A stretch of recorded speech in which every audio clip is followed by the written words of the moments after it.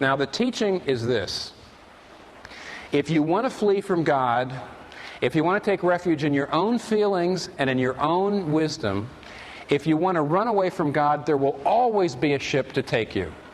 There will always be someone or something ready to take you. Imagine if your doctor came to you and said, the only way that you will survive because of your physical condition, which is so bad, the only way you will survive is if you cut out all fats, all cholesterol, and stay on this very, very strict diet, completely strict, the only way you'll survive. Now, to obey your doctor means, on the one hand, you are going to have to cut against the very grain of our society, especially in New York. Because if you walk down the street, on every block, not only is there wicked, wrong food that will enable you to disobey your doctor, but it's out there where you can see it. It's not like the suburbs. You know it's in there, but you can't see it. It's out where you can see it. It's out where you can smell it. And so you're really going against society to stay on a strict diet. Just to walk through life and try to stay on a strict diet in a place like New York is very, very, very difficult. So superficially, it looks like what you're doing is cutting against the grain. However, if you disobey, if you go ahead and eat the fat and the cholesterol, what you're actually doing, in a very real way, when you disobey your doctor, when you move against your doctor's orders, you move against yourself. You're cutting against the grain of your own physical being.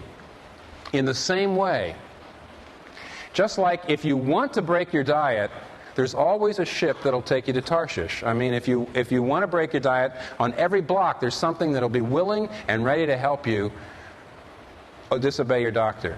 In the very same way, a superficial analysis will always make it look like to obey God is hard and to disobey God is easier.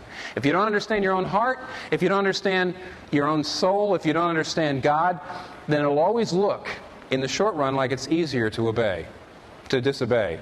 But actually, just as to disobey your doctor is to cut against your physical being, to disobey God is to cut against your very being.